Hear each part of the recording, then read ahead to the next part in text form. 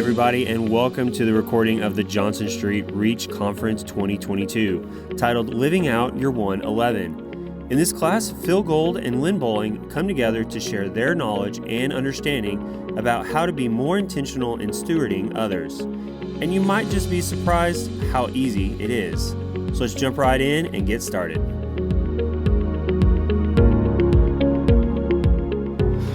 And so Len and I get the privilege of teaching this morning. We grew up playing in the same sandbox. But not even close to the same time. We grew up 35 miles and probably 35 years apart. Phil doesn't believe that, but we'll do the math one of these days and get it right. But I'm Len Boling. I grew up in Monahans, Texas, so we were on opposite sides of the sand hills. Monahan Sand Hills, that's our sand.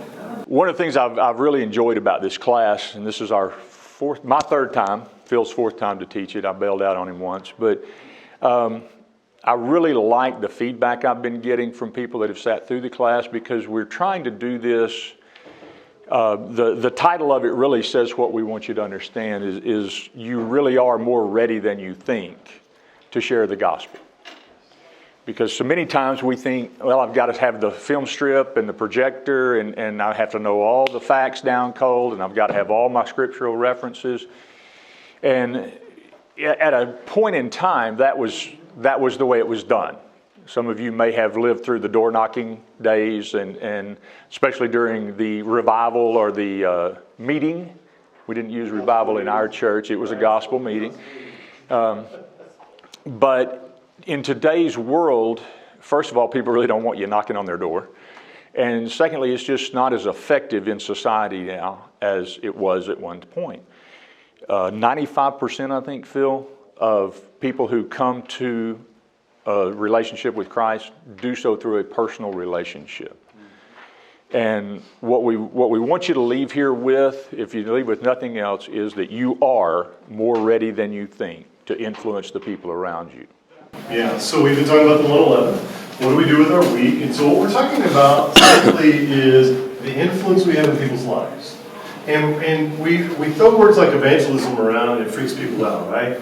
I mean, you start getting uncomfortable and you start thinking, well, do I know enough? How am I supposed to tell the gospel to somebody? And what do we kind of immediately think of? We kind of immediately think of an argument. Somehow I've got to win this conversation, right? I've got to convince these people to come to my side of the aisle, and if I don't convince them, then I've lost, right? And so we think of it as a win-lose kind of thing. And that's not at all, as we're going to uncover this morning, what evangelism is about. It's not a win-lose situation, and so we'll look at that. Here's some hands. I'll grab those. It's not a win-lose situation whatsoever. And so what we're talking about is stewarding the relationships that God's already given us. Now, that was another thing growing up with the door knocking concept and some of the other things, was you had to go find the people, right? It's like, oh, go find somebody that doesn't know Jesus and everything, and try to convince them to come to Christ. And what we're really talking about is the fact God has already supernaturally and strategically placed you in the middle of relationships for you to take care of. So we've talked for this last year about Oikos. The fact that God has given you 8 to 15 people that are there for you to steward those relationships. Now, for some of you, your number may be less than 8. For others of you, your number is more than 15. And we get that. But if you think about your week to week to week, the same people show up all the time. God has put you in the middle of those relationships for you to steward those relationships, okay? For you to take care of those people. In that group, just as a reminder, there are those that are purposefuls, right? People that already know Jesus, that are living for Jesus, and all they need you to do is come by and keep them on fire, right? You've got people in that group, though, that are prodigals. People that have left the Father's house and need to be brought back into the Father's house. And so God has put you in those relationships for you to do that very thing, to bring them back. Hey, Erica, this is a repeat. Okay. So, yeah, you want to go? Yeah, we've only got one deal. We got one book. Call us Barney and Barney here. We got one bullet thing. But prodigals that God has put in your life for you to influence, so that you can help them come back into the Father's house. And then there are those that we call pre-Christians, those that don't know Jesus yet. And that God has given you an opportunity to share Jesus with them. And the last type of person in here, Oikos, is one we call potentials. These are people that are starting to show up on the radar more often. And it's like, oh, I need to figure some stuff out here so that I can influence them. And I was reminded this weekend, don't limit yourself to people you see every week. I was in San Antonio until 3 o'clock this morning cooking at a competition, and I saw people that I haven't seen for 2 years because all the competitions that we typically go to in Texas were canceled. But there they were again. And fortunately, we picked up right where we left off. We have something in common, and a lot of what we're talking about is using your story. And one of the things that I kind of mentioned earlier is it can be intimidating if you think you have to have all the answers. Right. So the beauty of your oikos is you don't have to have all the answers. If you look at the 1 Peter 3, and I think it's referenced at the top of the second page, when I read this growing up, it was really scary to me because the way I read it was, in your hearts revere Christ as Lord and always be prepared to give an answer to anyone and everyone who asks. And I stopped there.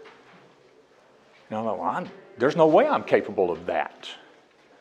But when I read the other part of this scripture, it really makes evangelism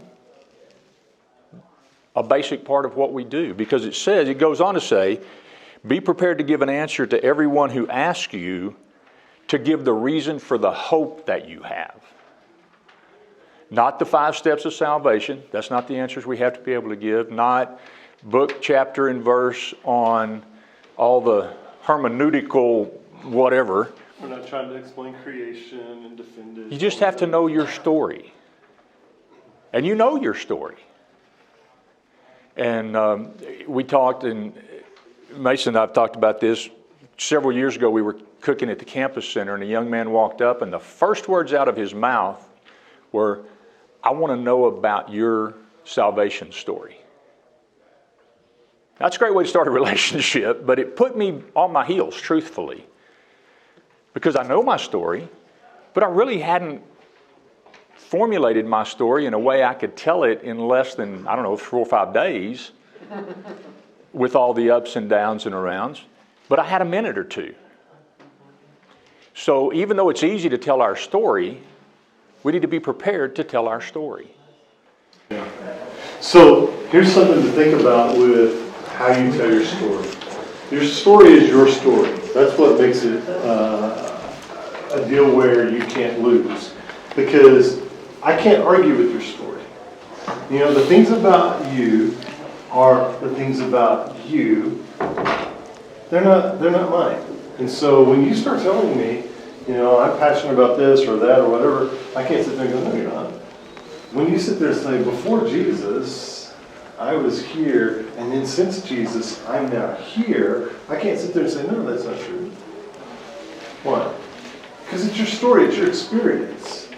And really that's what we're talking about doing here is sharing our experience. So on that first page of your handout there, you see the first thing, the first scripture there, it says, go home to your own people and tell them how much the Lord has done for you and how He's had mercy on you. See, what He's saying is you tell your story. You just go tell your story. Who you were before Jesus. This is the story of the guy who had all the demons in him. Jesus cast out into the pigs, blah, blah, blah. He wants to go follow Jesus. Said, let me go with you. He's just like, no. I want you to go home to your own people and tell them your story. Tell them what the Lord has done for you and how He's had mercy on you. It's that simple. That's what Jesus tells us to do. And so this guy, that's what he's charged with doing. That's what he goes and does. Now, if you read down a little further, the next scripture down there, 1 Corinthians 3, says this: I planted the seed, Apollos watered it, but God has been making it grow. So we're going to talk about that verse for a second. Right up above that, there's a little definition for evangelism. It says evangelism is the communication of the gospel by saved people to lost people. It's not inviting people to church or getting people to be religious. It is a process, not an event. That's what the fill in the blanks are there. It's a process, not an event. Now, why is that important? Well, that verse below it explains why it's important. Because the verse below says that we plant seed or water seed. When I grew up, I kind of always thought of evangelism as an encounter. I always thought of it as an event that took place where it was almost like a confrontation. Okay? And so I'd see Len and I'd be like, man, I'm going to win this guy for Jesus. And then I'd get in his face and tell him all about blah, blah, blah, blah. And I was expecting, as I said earlier, to either win or lose. Right? Because I was thinking of it as my one opportunity. My one shot to convince this guy that he needs Jesus. And if I walked away and he wasn't in there, man, I felt like a failure. But what I've learned is the scripture really says, no, that's not evangelism. That's being a bully and obnoxious, you know. And what he's saying is that Paul says, listen, I planted the seed. Apollos came by later and watered it. God's the one who gives it the growth. Which means that I'm not going to fail. All I have to do is be obedient and tell my story, which is either planting seed or it happens to be watering seed at that moment. Because maybe Len's already been by and planted the seed. Right? So I'm either planting or watering. And I don't fail if I'm being obedient. Where I fail is when I fail to be obedient. Okay? But who wins in this thing? God does all the winning. That's what Paul tells us. He does all the winning. Right? So it's not them rejecting you. It's not you losing. There's only a loss if we fail to step up and be obedient and share a story. And the other part that's really important about that equation, if you will, that timeline, is we don't know what the timing is. Because you could plant a seed today that doesn't germinate for 30 years. You could water a seed today that doesn't sprout for weeks, months, or years. And so again, it's not win or lose first and foremost because we don't determine that. It's God's job to save souls. It's ours to point them to God. And there's a young man at our church. Gosh, he's probably not all that young anymore. I think about it, he's got grown kids. We had an encounter with him at Camp Victory in 1978, I believe. No, 81. And I was ready to put him on a bus and send him home because he had done some things that were very disruptive to our camp, and man, was I angry, and I was righteously indignant, and I was going to get him gone. Fortunately, God had put Ed Houston in my path, and Ed's wisdom was, this kid is going to need Christ at some point. And if we handle this right, he may remember 20 or 30 or 40 years from now when he's in a crisis, how he was treated by those people at church camp. Well, that all came true. I wanted him to be changed on the spot because I was tired of his mess. But God's plan was much more involved, and it worked wonderfully. So, again, it's our story, and whether our story is planting the seed or watering the seed, that's fine. It's not our timeline. It's God's timeline. So, let's talk for a second about what it would look like. We call the class More Ready Than You Realize. I really think you are ready to evangelize, because a lot of us think, I'm not ready to tell people what it is, I don't know enough stuff. I don't have a script. By the way, there's nothing wrong with having a script. If you'd like a script and like someone to sit down with you and help you develop one, sharing, we can do that. Okay? I'm more than happy to help you do that. But really what we're talking about is just simply sharing our story of who I was before Jesus and who I am since Jesus, right? So, in Matthew tells us a story of, of Matthew being called by Jesus to follow him.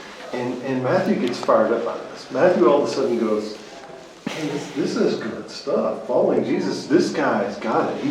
He's first off, Matthew's being included for the first time by somebody who's Jewish.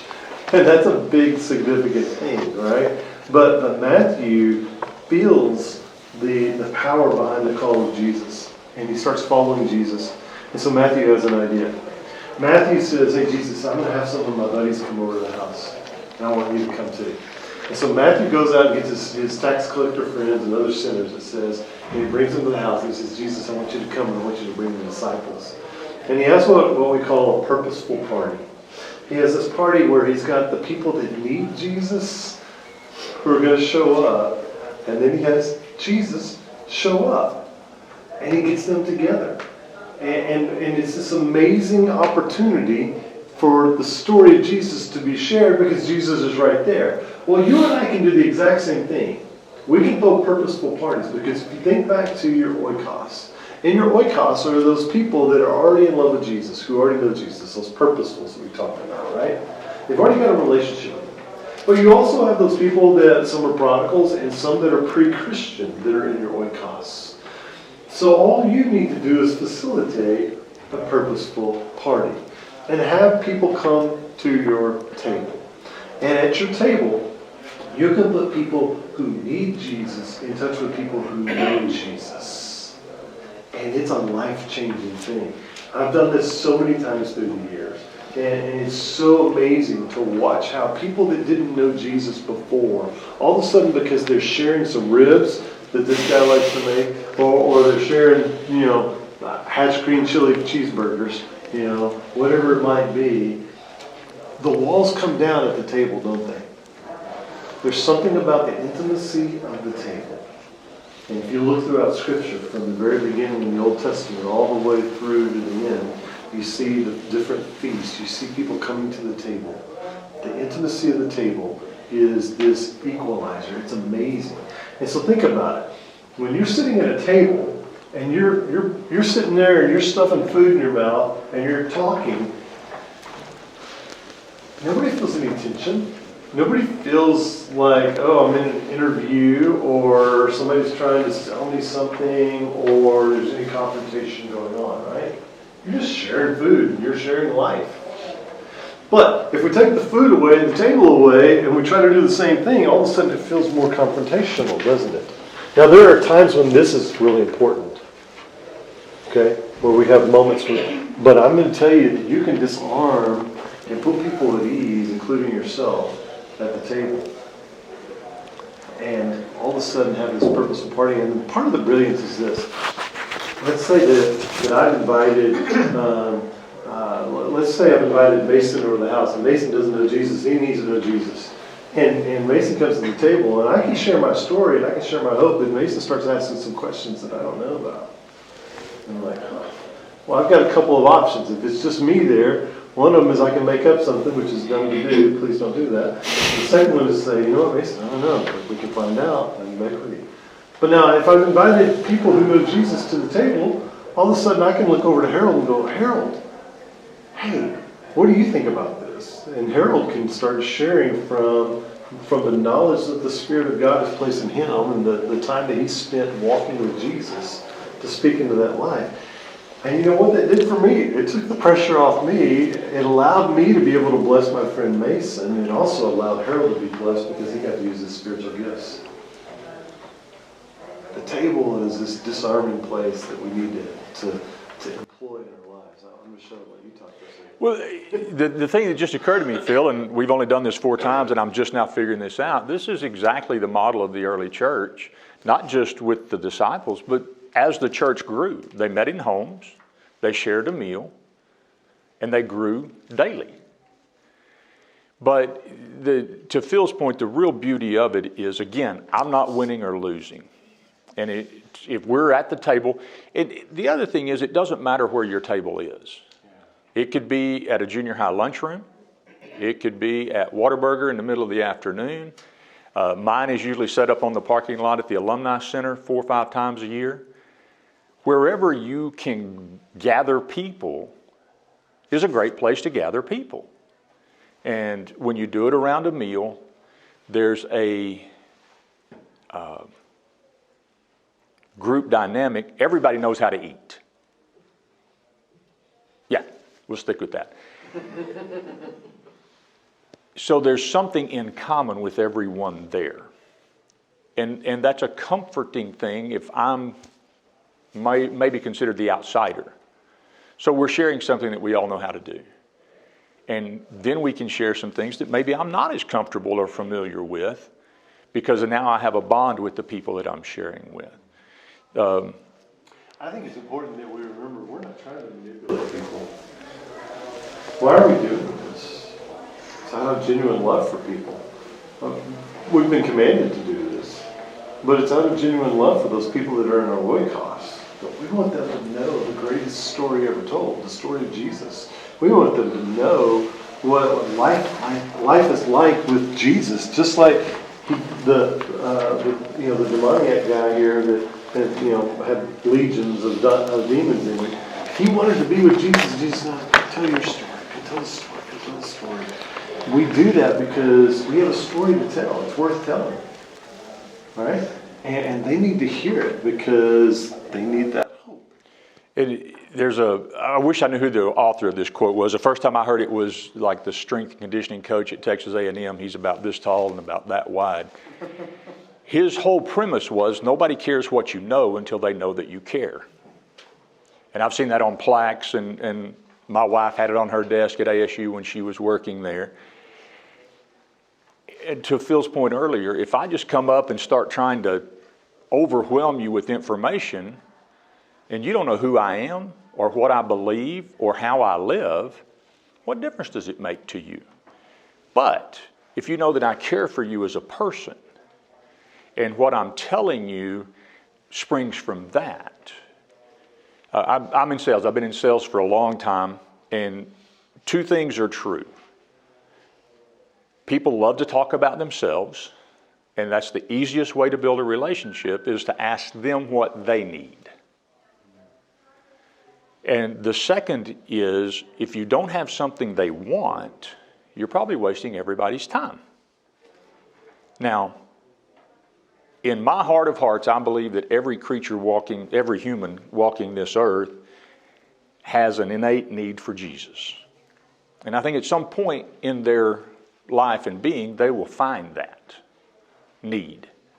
So the need is there. And if we ask them about their life and their story, maybe we uncover that need. So the thing we've talked a lot about in this Oikos idea is not pre-qualifying people too dramatically. Because again, to Phil's point, you've got the purposefuls, and they got it together, and their life is just great. Maybe. Yeah. And we've got these others that are just heathens. And they don't know anything they should know. Maybe. I've told the story. I love this story. When I was a young man, I worked as a mechanic in Odessa, Texas. One of the guys I worked with was the owner's son. And he dressed just like the rest of us. It was work clothes and nasty boots. And one day after work, he goes down to Bronco Chevrolet to buy a new Corvette. Now again, he's the owner's son. So he walks in, he picks out this beautiful yellow Corvette, decides that's the one he wants, and the finance guy says, well, you're going to finance this through us, you have your own financing, how are we going to do this? And he said, well, I'll just write you a check. And that's exactly the response the finance guy had. Yeah, I'm going to take a check from a guy that looks like you for what was probably then a $25,000 Corvette. Back in the oil field days when Midland was really booming, there was Midland National Bank. They were the bank for all things drilling and exploration in the Permian Basin. And they had a 24-hour check approval hotline. Back in the day when people wrote checks. Some of y'all don't know what those are, but we'll get into that later. So the guy just laughs, and Paul says, we'll call this number if you're worried about the check being good. So the finance guy calls the number, gets a young lady at Midland National Bank, and he says, I have a check here from a Paul Townsend. And she says, it's good. He said, you don't know how much it's for. And she said, it doesn't matter. He had pre-qualified Paul to be just another working stiff that had made some money in the oil field and was going to come buy a Corvette. When in truth, At that point, and it was, as most things in the oil field, was a roller coaster for that family, but at that point they had a lot of money. They had houses all over the country. So if we pre-qualify and put people in our pigeonhole for them, we can miss the need. Because we do that a lot. We see families. I've always talked about if I were going to start a church again, I've helped plant 2 churches. If I were going to start a church again, I would do it in the church parking lot, the church that already exists. I'd do it in that parking lot because that's the most transformational place on the face of the earth. Because what happens is families get up in the morning and they're running behind and they're nagging each other and arguing and hurry up, we're going to be late. And they're mad about something that happened the day before. And they get in the car and the argument continues on in the car. But the moment they pull in the church parking lot and the door's open, they step out, they got a Bible tucked into their arm, they look all perfect and put together, and they smile and everybody goes, why can't we be like that family? You know? And then they come in and they have worship and then they get back in the parking lot and it goes back to right? Because what we do is we see people when we pre-qualify them, like he said. We go, oh, they've got it all together, right? So we don't really need to talk to them about Jesus because look how good they've got it. Everything looks great. Or we see somebody else and go, well, they really need some Jesus over there, you know. We need to, and we do this pre-qualifying over and over and over. How do we not pre-qualify somebody? You got to get to know them. You got to ask some questions. What we typically do is when we don't know something about somebody, we become suspicious. And here's the thing about suspicion. Suspicion always turns into conspiracy theory. Because what we start doing is filling in the gaps, right? We start writing their story for them. You don't want somebody writing their story for you, do you?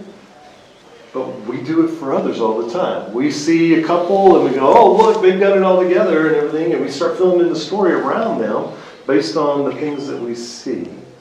Or we see somebody and we go, oh, they need help. You know, we start filling in the gaps and writing the story around them. Because we, as suspicious people, are great story writers for others.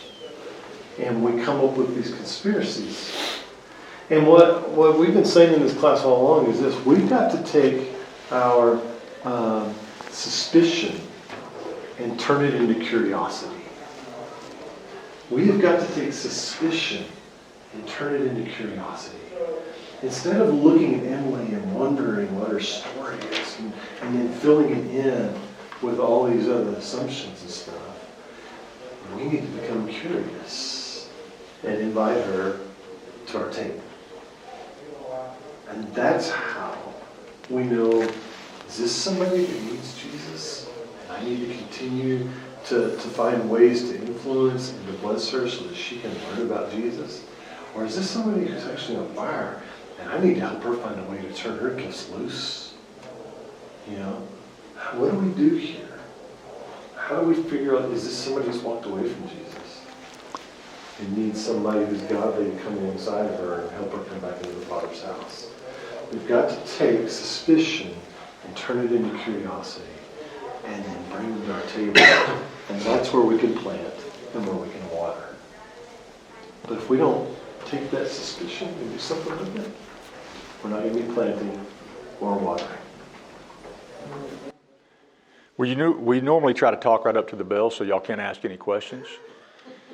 But we've gotten some feedback on that maybe we should pause periodically and see. Is there anything we've said so far that you don't agree with, you don't understand, or you'd like to know more about?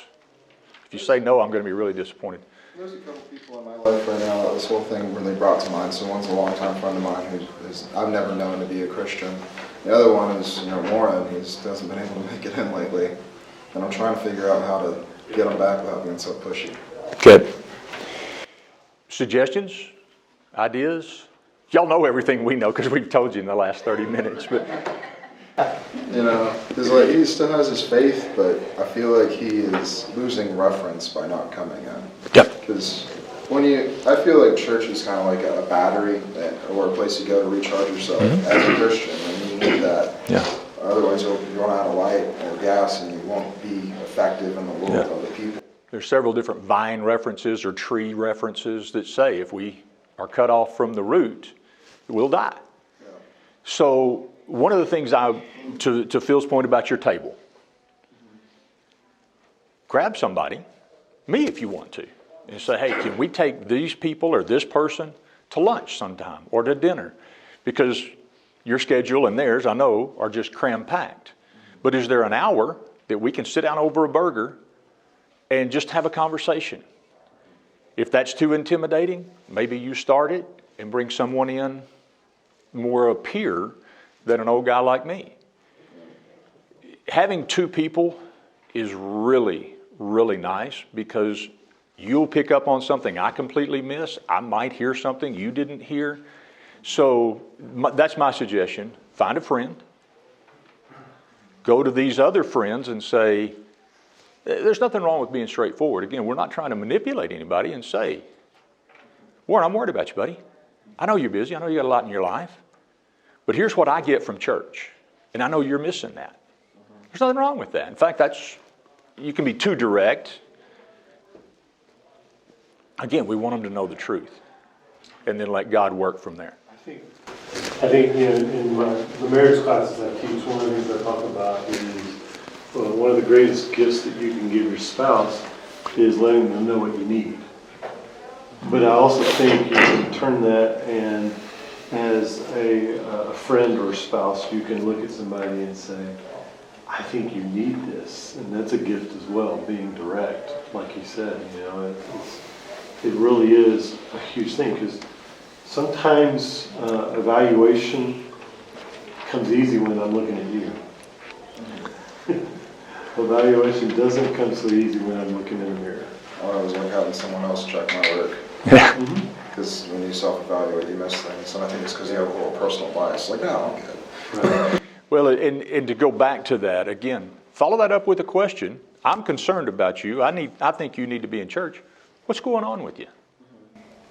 Let them talk to you. Something that I've tried to implement a little bit, still learning how to do it, but going back to people like to talk about themselves or say the good things that are happening in their life. And so instead of being like a broad question of like, hey, how's it going? I kind of say like, hey, what's a win that's happened in your life?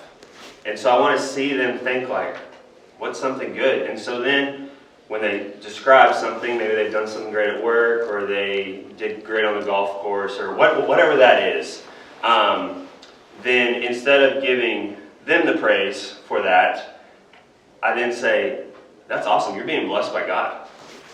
And so you're implementing and you're giving this tag back to who blesses us with everything, and that's God. And so it kind of, it's a shock factor a little bit, but it's not like, hey, let's sit down, let's talk, hey, how's this going, or whatever. Depends on who you're with that.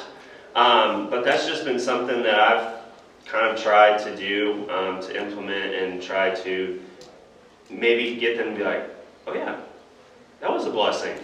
Or God's doing that, rather than like saying like, good on you, which is awesome. You're doing the work too, but God is working also. And so that might be something too that is an interesting way to work that in and get him thinking. I think one of the neat things about that, Greg, is that it creates conversation.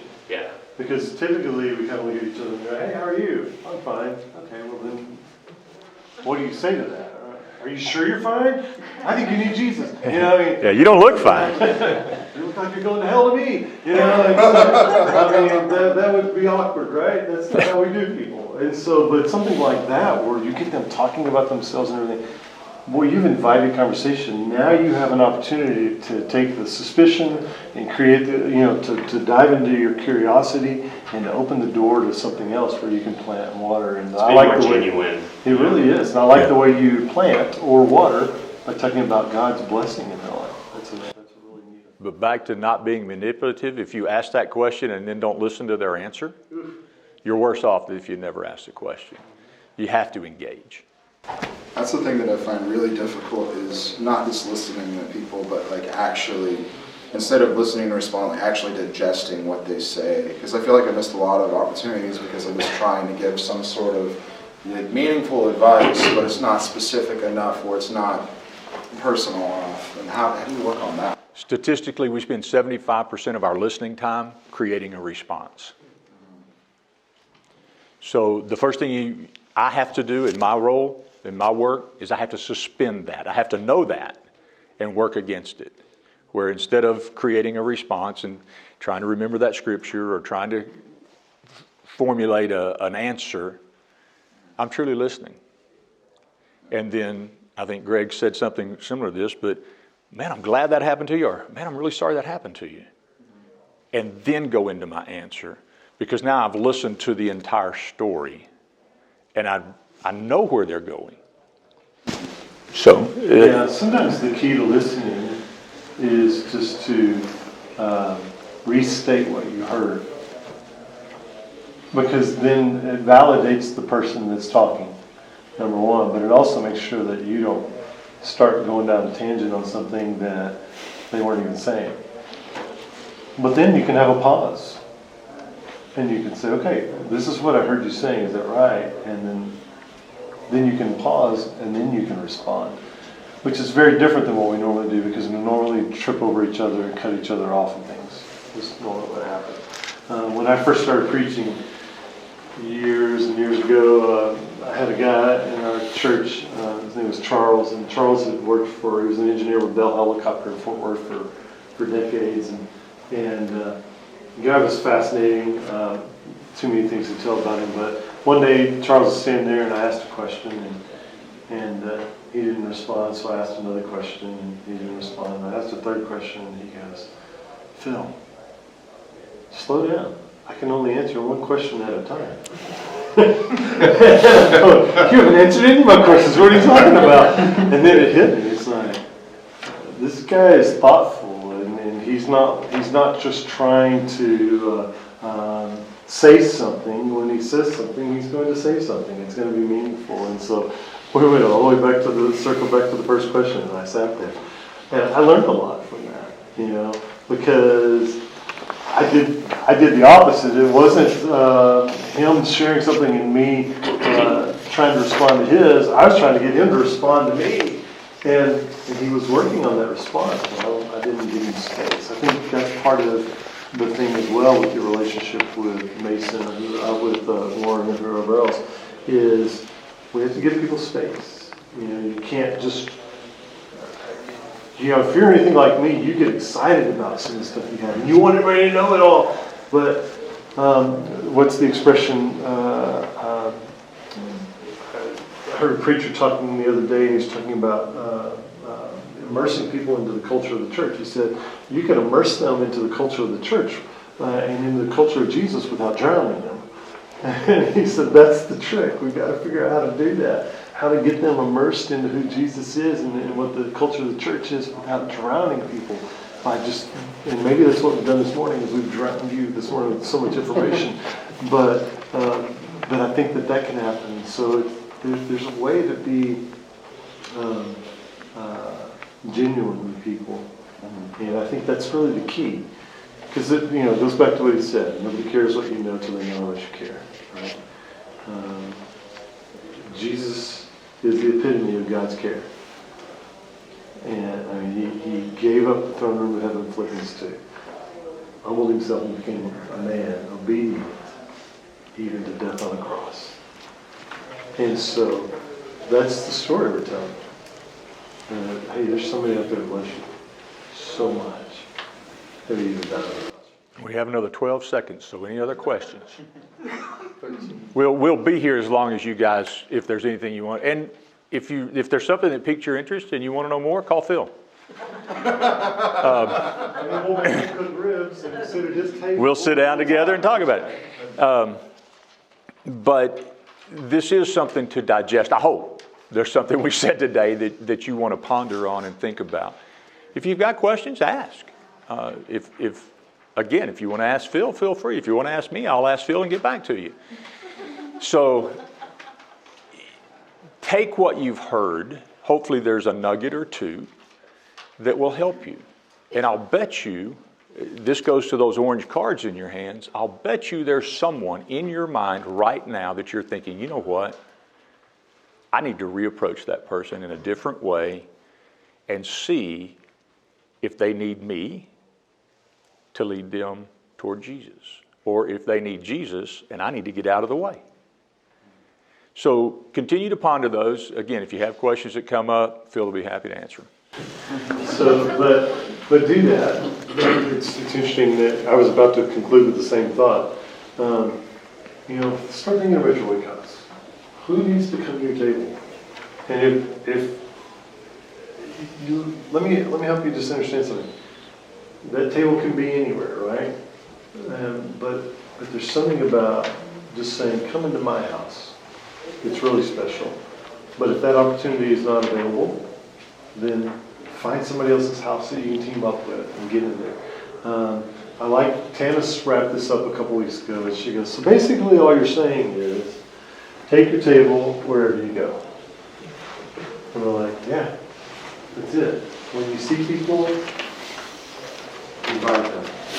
Invite them to some intimacy. Sit down with them. Be Jesus. Share Jesus. And watch what God does with it. All you're doing is planting and watering. God will make it grow. Why don't you pray with us? That's right. Father, thank you for today. Thank you for blessing us all, Father, with the opportunities to spread your gospel. We ask that you would give us the strength and courage to do that, Father, and that you would create in us some allies and some groups that can do that easily. Continue to forgive us, Father, because we know we fall short often. Continue to show us the way to spread the light of your kingdom. And in all things, Father, walk with us every day. We ask it through Jesus.